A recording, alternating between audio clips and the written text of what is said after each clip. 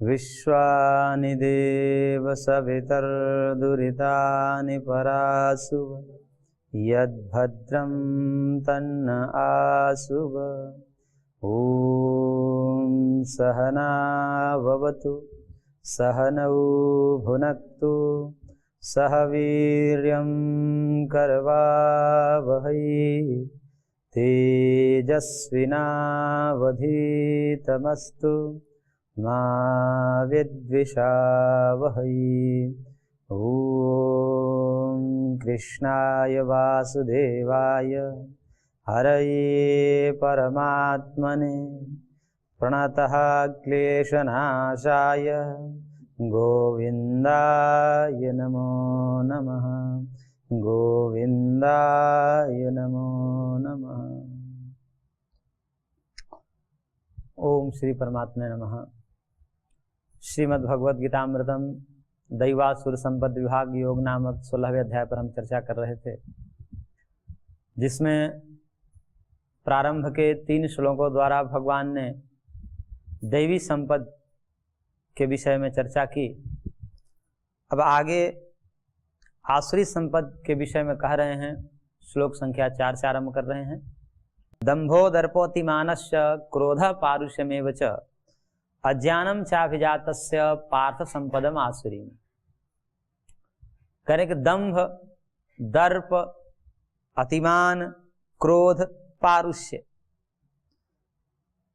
अज्ञान, इन सब से युक्त होकर के जो जन्म लेता है वह मानो आसुर संपद से युक्त होकर जन्म लेता है। ऐसे दुर्गुणों से युक्त व्यक्ति को समझना चाहिए कि आसुरी संपत्ति को लेकर के जन्म लिया है।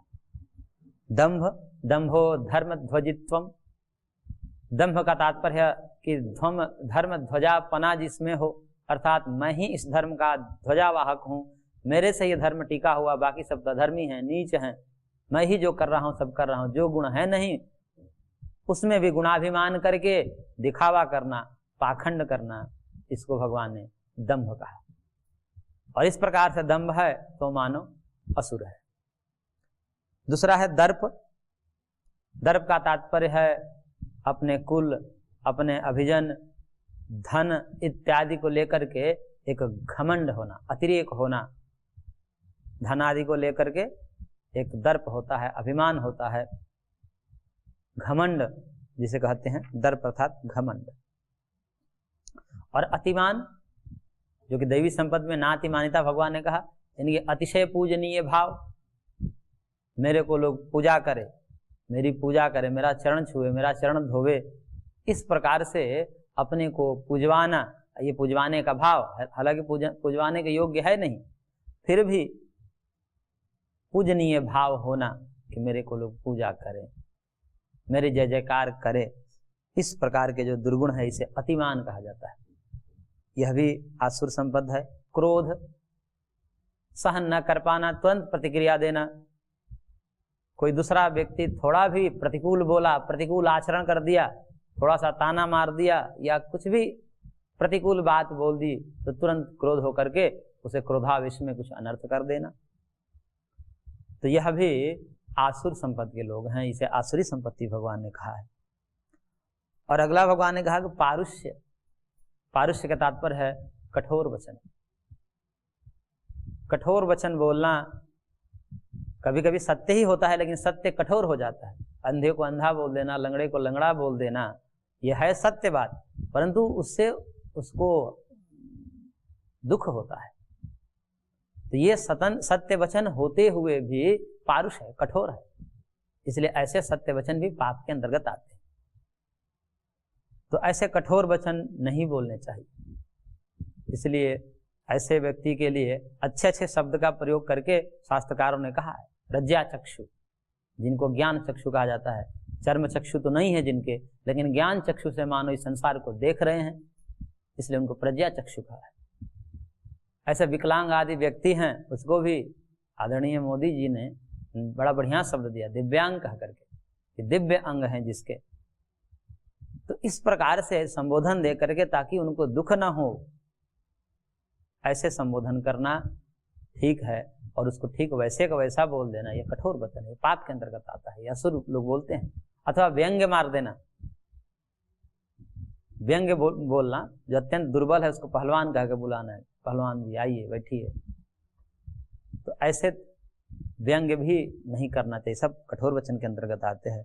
ये सब दैवी संपद है, ऐसे बोलने वाले लोग असुर संपद है, ऐसे बोलने वाले लोग को असुर समझना चाहिए। और अज्ञान, अज्ञान है, जो करना है उसको पता नहीं है, जो नहीं करना है वही किए जा रहा है, कर्तव्य अकर्तव्य का बोध नहीं है, करणीय क्या है क्या अकरणीय है इसका बोध नहीं है।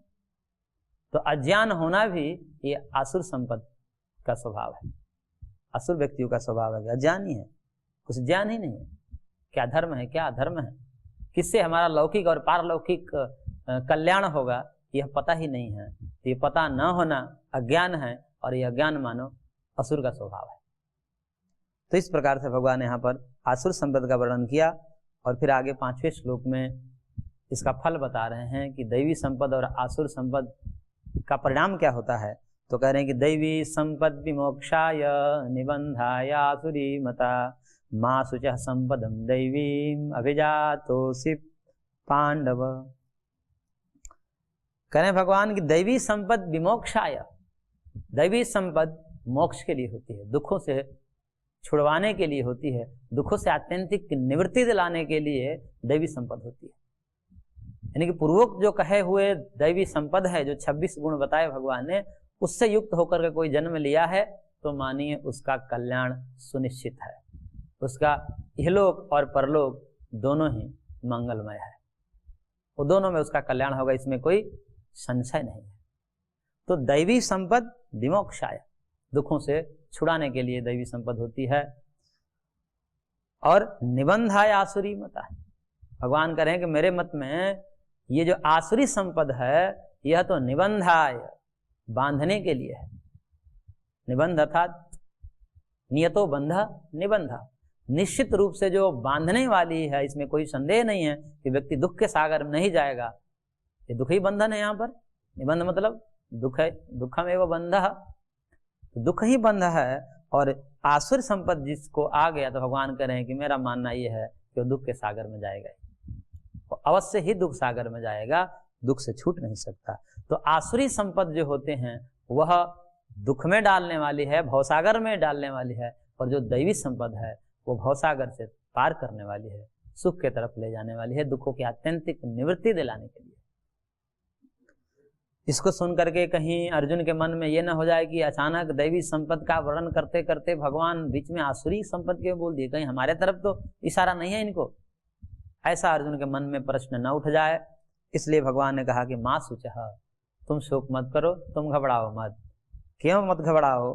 क्योंकि तुम जो है दैवी संपद अभिजातः असि, क्योंकि तुम तो दैवी संपद को लेकर उत्पन्न हुए हो, तुम्हें घबराने की आवश्यकता नहीं है। तुम नरक में नहीं जाओगे, तुम दुख में नहीं जाओगे, तुम भवसागर में नहीं जाओगे, तुम दैवी संपद से होकर जन्म लिए हो, इसलिए तुम्हारा अकल्याण नहीं होगा, यह लोक और परलोक दोनों में कल्याण ही होगा, तुम्हें चिंता करने की आवश्यकता नहीं है। तो फिर क्यों ऐसा कहा? ताकि इसलिए भगवान कहे हैं कि आसुरी संपद की पहचान करके व्यक्ति उन दुर्गुणों से अपने आप को बचा ले। प्रत्येक व्यक्ति के अंदर थोड़ा बहुत होता है, वैसा कोई बिरले व्यक्ति होगा जो जन्म जन्मांतर के संस्कार होंगे, पुण्य कर्मों के संस्कार लेकर उत्पन्न हुआ होगा, तो जन्म से भी उन गुणों से युक्त होगा। लेकिन थोड़ा बहुत तो रहता ही है असुर संपद व्यक्ति के अंदर, तो वह असुर संपद की पहचान करके उससे दूर हो जाए, उसको हटा ले प्रयत्न पूर्वक। इसलिए भगवान ने असुर संपद का वर्णन यहाँ पर किया, और आगे भी विस्तार से कर रहे हैं। भगवान कह रहे हैं आगे श्लोक संख्या 6 में, द्वौ भूत सर्गौ लोकेस्मिन् दैव आसुर एव च दैवो विस्तरशः प्रोक्त आसुरं पार्थ मे शृणु। भगवान कह रहे हे पार्थ, अस्मिन् लोके भूत सर्गौ द्वौ एव, इस संसार में जो प्राणी सर्ग है, भूत सर्ग का मतलब प्राणी सर्ग, जो प्राणियों की सृष्टि हुई है, जितने भी प्राणी हैं, चाहे मनुष्य हो या पशु पक्षी ही क्यों न हो, इन समस्त प्राणियों के 2 प्रकार के विभाग किए जा सकते हैं, एक दैव एक असुर। तो असुर स्वभाव वाले भी प्राणी होते हैं और दैव स्वभाव वाले भी प्राणी होते हैं। मनुष्य में भी नहीं, ये पशु पक्षियों में भी देखा जा सकता है। कुत्ते में भी दो भेद किया जा सकता है। जो हिंसक कुत्ता होगा, क्रोधी होगा, वो असुर मानना चाहिए। जो शांत स्वभाव का होगा, कोई काटता नहीं है, आराम से खाता है, बैठता है, सोता है, ज्यादा कोई हलचल नहीं करता, तो मानो देवता ही है, दैव स्वभाव वाला वही है, शांत स्वभाव है उसमें भी। तो ऐसे पशु पक्षियों में भी इस दृष्टिकोण से दैव और आसुर देखा जा सकता है। तो पूरी भूत सृष्टि, प्राणी सृष्टि दो प्रकार की है, दैव और आसुर, असुर के भेद से। अब भगवान ने कहा कि दैव विस्तर से प्रोक्तः, मैंने दैव संपद, जो देवताओं के शोभा बढ़ाने वाले जो संपत हैं, जो गुण हैं, उसको तो मैंने विस्तार से कह दिया। 3 श्लोक में ही विस्तार किया उन 26 गुणों को। भगवान ने कहा उसका तो मैंने विस्तार से कह दिया, अब मैं आसुरम पार्थ में सुनो, हे पार्थ अब मेरे द्वारा तुम आसुर संपद को विस्तार से सुनो। अभी तो 1 श्लोक में भगवान ने दिग्दर्शन मात्र कराया, आगे इसका और विस्तार करके कह रहे हैं। और यह विस्तार जो है अध्याय की समाप्ति तक चलेगा। इस पूरे अध्याय की समाप्ति तक आसुर संपद का ही, इसलिए दैवासुर संपद विभाग कहा। दैव को पहले कहा और आसुर के बाद में इसलिए कहा कि वर्णन ही इस अध्याय में इस प्रकार से किया है। पहले दैव संपद को वर्णन किया है और बाद में आसुर संपद को, इसलिए नामकरण कर दिया दैवासुर संपद विभाग योग। तो आगे कह रहे हैं भगवान, प्रवृत्तिम च निवृत्तिम च जनान विदुरासुराः न शौचम नापि चाचारो न सत्यम तेषु विद्यते। कह रहे भगवान कैसे आसुर स्वभाव वाले इनकी पहचान की जा सकती है, कैसे ये होते हैं, क्या इनका स्वभाव होता है, कैसे दृष्टिकोण रखते हैं, ये सब बता रहे हैं भगवान। और कह रहे हैं कि आसुराः जनाः प्रवृत्तिम च निवृत्तिम च न विदुः।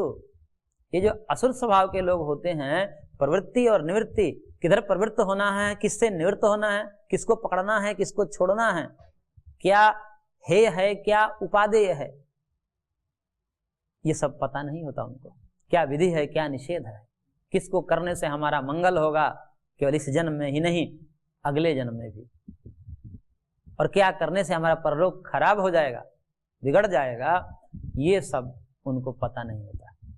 इसलिए वो मानो विधि निषेध को नहीं जानते, कोई विधि निषेध नहीं है उनके।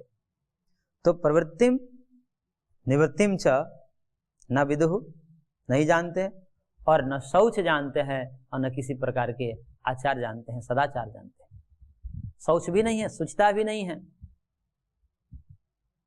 तो शुचिता तो 2 प्रकार की होती है, पहले ही बता दिए, एक तो बाहरी शुचिता और एक अंतःकरण की शुचिता। कई लोग बाहर से शुचिता तो होते हैं, खूब नहाते धोआते हैं, खूब सेंट साबुन लगाएंगे, परंतु अंतःकरण अत्यंत मलिन होता है उनका, उनकी दृष्टि खराब होती है। इसलिए वह दोनों प्रकार के शौच से रहित होते हैं। बाहरी शौच भी कई को नहीं होता, कई को तो नहाए कई हफ्ते हो जाते हैं, और ठंड आ जाए तो अब देखिए असुर लोगों की पहचान ठंड में हो जाती है, फिर नहीं नहाएंगे। और ऐसे लोग क्या कहते हैं, मन चंगा तो कठौती में गंगा। ये जितने न नहाने वाले ठंड में लोग होते हैं वो ऐसे ही कहेंगे कि मन चंगा तो कठौती में गंगा। मन शुद्ध होना चाहिए, शरीर शुद्धि का कोई मतलब नहीं। तो समझना चाहिए कि नया नहीं है आज, इसलिए बोल रहा है मन चंगा तो कठौती में गंगा। तो शौच भी नहीं होता, गर्मी में तो नहा लेंगे, पर ठंड आदि में पता चल जाता है असुर स्वभाव वाले व्यक्ति को। और आंतरिक अशुचिता तो बहुत है। तो किसी प्रकार के शौचाचार नहीं है उनको, और न किसी प्रकार का सदाचार है। बड़ों से कैसे बात करना चाहिए, किसके साथ कैसा व्यवहार करना चाहिए, यह सदाचार भी नहीं है। ना आचार, कोई भी आचार व्यवहार नहीं है उनको। और न सत्यम तेषु विद्यते, तेषु सत्यम अपि न विद्यते, उनके अंदर सत्य भी नहीं होता। सत्य का तो नाम जानते ही नहीं। सुबह उठते ही झूठ से शुरुआत उनकी होती है, और रात तक झूठे झूठ बोलते हैं, खाली झूठ जिसका कोई मतलब ही नहीं है। जैसे उनके पास कोई व्यक्ति बिना काम के भी ऐसे सामान्य रूप से भी मिल जाए। एक तो होता है कि व्यापार करने में झूठ बोल रहा है कि भाई ये व्यक्ति हमसे कुछ खरीदने आया है, या मैं इसके पास खरीदने गया हूं, तो वहां पर झूठ चलते हैं। वो तो समझ में आता है कि भाई यहाँ प्रयोजन है, लेकिन कभी कभी तो कुछ प्रयोजन नहीं है, समान रूप से 2-4 बातें हुई और उसी में झूठ से शुरुआत की, खाली झूठ। तो कह रहे हैं कि यह सत्य का तो नाम ही नहीं जानते, सत्य तो इनमें होता ही नहीं, खाली झूठ बोलना, ये होता है असुर स्वभाव। ऐसे व्यक्ति को समझना चाहिए कि असुर है, असुर संपद को लेकर के जन्म लिया है, उनमें सत्य नहीं होता, वो सत्य नहीं बोल सकते। उनको लगता है कि सत्य क्या बोलना, सब लोग तो, सब दुनिया तो झूठे से चलती है। ऐसे व्यक्ति को यही लगता है कि सब दुनिया झूठ चलती, सब झूठ ही बोलते हैं, क्योंकि झूठा को सब दुनिया झूठा ही दिखता है। इसलिए इनमें न कोई शौचाचार होता है, न कोई सत्य होता है, न प्रवृत्ति है, न निवृत्ति है। और कैसे ये सोचते हैं, इस सृष्टि के विषय में, जगत के विषय में उनकी क्या दृष्टिकोण है, तो उसके विषय में कह रहे हैं भगवान अगले श्लोक में, असत्यम अप्रतिष्ठम ते जगदाहुरनीश्वरम अपरस्पर संभूतम किमन्यत् काम हेतुकम एतां दृष्टिम अवष्टभ्य नष्टात्मनोऽल्पबुद्धयः प्रभवन्ति उग्रकर्माणः क्षयाय जगतो हिताः। कह रहे भगवान कि ते आहु, वे क्या लोग कहते हैं असुर लोग, जगत अप्रतिष्ठम असत्यम, ये जगत कोई धर्म और सत्य में प्रतिष्ठित नहीं है, अपितु ये असत्य में प्रतिष्ठित है। पूरा दुनिया ही झूठ से चल, झूठ के अलावा इस जगत में और कुछ है ही नहीं। कोई धर्म नहीं है, कोई कर्म नहीं है, कोई सदाचार नहीं है, केवल झूठ से ही ये दुनिया चल रही है, ऐसी उनकी अवधारणा होती है। इस अवधारणा से युक्त होकर के ऐसा बोलते हैं कि जगत अप्रतिष्ठम असत्यम, असत्य है सब कुछ ये जगत। और कैसा है, अनीश्वरम, कोई ईश्वर नहीं है जगत बनाने वाला है, ऐसे ही जगत उत्पन्न हो गया है बिना ईश्वर का, कोई इसका नियंत्रक ईश्वर नहीं है जो कि हमारे कर्मों का नियामक है, पुण्य पाप का नियामक है, सुख दुख का नियामक, ऐसा कुछ नहीं होता। जो हम करेंगे वही पाएंगे, इसमें कोई ईश्वर नहीं है। हम जैसा करेंगे, जैसा चाहेंगे वैसा ही होगा। कोई ईश्वर न बनाने वाला है, न हमारे कर्म फल का नियामक है, नियंत्रण करने वाला है। तो यह जगत अनीश्वर है, अनीश्वर वाला है, बिना ईश्वर का ही उत्पन्न। कैसे उत्पन्न हो गया ये सब जीवों की उत्पत्ति? कैसे? हमारे यहाँ ये कहते हैं कि भाई भगवान ने पुत्र दिया इसको, भगवान ने पुत्री दी इसको। कोई भी संतान होती है तो उसमें हम भगवान को ही कहते हैं, तो भगवान ने इनको पुत्र रत्न की प्राप्ति हुई है, भगवान ने इनको पुत्र रत्न की प्राप्ति कराई है, तो भगवान को कारण मानते हैं। क्यों? क्योंकि जब चाहते हैं, कई लोग तो चाहते हुए उनको नहीं होता, जब चाहते हैं तब होता नहीं, जब नहीं चाहते हो जाता। अभी से क्या कह सकते हैं? इसका मतलब कोई ना कोई नियंत्रण करने वाला है, उसको पता है कब इसके कर्म फलोन्मुख हो, पुत्र सुख की कब प्राप्ति होने वाली है, कब कर्म फलोन्मुख हो गए तब उसको पुत्र की प्राप्ति या पुत्री की प्राप्ति होती है। जब चाहे तब तो होता ही नहीं, और सबके चाह के ऊपर ही हो तो सबको हो जाए, फिर तो निसंतान व्यक्ति होते ही नहीं इस जगत में, लेकिन बहुत से निसंतान भी हैं। तो कह रहे हैं कि फिर ये सृष्टि कैसे हो गई? तो कह रहे हैं कि अपरस्पर संभूतम, अपने आप स्त्री पुरुष के माध्यम से जगत हो गया, सब सृष्टि हो गई। इसमें परमात्मा का क्या हाथ, क्या रोल है? कुछ नहीं। और काम हेतुकम, ये जगत जो है कामनाओं के हेतु से हुआ है, इसके अतिरिक्त और कोई रहस्य नहीं है। ऐसा जैसे हम कहते हैं कि ये सृष्टि हुई है भगवत प्राप्ति के लिए, ये जगत हुआ है जगदीश्वर को देखने के लिए, प्राप्त करने के लिए, ये जगत हुआ है जगत से पार जाने के लिए। लेकिन वो कहे नहीं नहीं नहीं, जगत हुआ है अपनी काम वासनाओं की पूर्ति के लिए, बस इसके अतिरिक्त और कुछ प्रयोजन नहीं है। कोई अपवर, कोई भगवत प्राप्ति, कोई मोक्ष, ये सब कुछ नहीं होता। यह शरीर ही आत्मा है, इसका नष्ट हो जाना, मृत्यु हो जाना ही मोक्ष है। ऐन्द्रिक सुख ही स्वर्ग है, कंटक आदि से जन्य जो दुख है वही नरक है, और जो वर्तमान देश का राजा है वही ईश्वर है, इससे अतिरिक्त और कोई सृष्टिकर्ता ईश्वर नहीं है। इस प्रकार की दृष्टि रखने वाले चार्वाक प्रभृति जो लोग हैं, यह सब आसुर कोटि में आते हैं। ये आसुर दर्शन है, इस प्रकार की दृष्टि। और भगवान करके एताम दृष्टि में अवष्टभ्य, इन दृष्टि का आलम्बन लेकर के, ये दर्शन है, ये भी एक प्रकार का फिलोसफी है। हालांकि इसको दर्शन नहीं कह सकते, लेकिन फिर भी दर्शन में रखा गया। चार्वाक को भी एक दर्शन की कोटि में रखा गया। अब कोई कहे कि दर्शन कैसे हो सकता? दर्शन तो वो होता है जिसे दृश्यते अनेन इति दर्शनम, दर्शन तो वो है जिससे सत्य सत्य दिखता है, जो ज्ञान का साधन है, जिससे सदज्ञान होता है। सदज्ञान का जो साधन है वह दर्शन है। अब ये तो सदज्ञान है, और इससे कोई आचरण करे तो भ्रष्ट ही हो जाए, दुख ही दुख आएगा, सुख कहां से आएगा। तो ऐसे दर्शन को दर्शन क्यों कहा? तो फिर हमें कहना पड़ता है कि दर्शन तो है, लेकिन उसमें विभाग करके कुदर्शन और सुदर्शन ऐसा करके भेद कर लेना चाहिए कि जो आस्तिक दर्शन है, जो वैदिक दर्शन है, जो वेद को प्रामाणिक मान करके जो दर्शन शास्त्र बातें कहते हैं वह तो सुदर्शन है, और जो वेद विरोध मनमानी आचरण करने का बढ़ावा देते हैं वो कुदर्शन है। तो दर्शन तो दोनों हैं, एक सुदर्शन और एक कुदर्शन। तो इस प्रकार से वो भी दर्शन है, और उस दर्शन, उस दृष्टि का अवलंबन लेकर के मानो नष्ट आत्मनः, ये कैसे लोग हैं? अपने आत्मा को मानो ये नष्ट कर चुके हैं, आत्महनन कर चुके हैं। ये लोग अपने आत्मा को मार चुके हैं। कहते हैं कि जिसकी आत्मा मर गई है, ऐसे नास्तिकों की आत्मा मानो मर गई है। ये हम नहीं कह रहे हैं, भगवान कह रहे हैं। और उपनिषद में भी ये बात कही गई है कि जो प्राप्त नित्य चैतन्य है, जिसको सब जानते हैं, अनुभव करते हैं, मैं हूं के रूप में, अहम अस्मि इति, मैं हूं, इसमें किसी को संशय है क्या कि मैं नहीं हूं? मैं हूं अथवा नहीं हूं पता नहीं चल पा रहा है। ऐसा कोई संशय करे तो फिर उसको एक तमाचा मारा जाए और कहा जाए कि अब बताओ हो कि नहीं हो। ऐसा तो कोई कहता नहीं मैं हूं अथवा नहीं हूं। मैं हूं के रूप में सबका आत्मा तो प्रत्यक्ष ही है, ऐसा न्यायकार कहते हैं। लेकिन फिर भी उस नित्य प्राप्त चैतन्य को भी कितने लोग झुठला देते हैं। जो सुख दुख का भोगता है, अनुभव करता है, चेतन एक, उसको सिरे से नकार देते हैं। ऐसे लोग को जो है उपनिषदकार ने कहा कि असुर्या नामते लोका अंधेन तमसा वृताः तांस्ते प्रेत्यापि गच्छन्ति एके चात्महनुजन।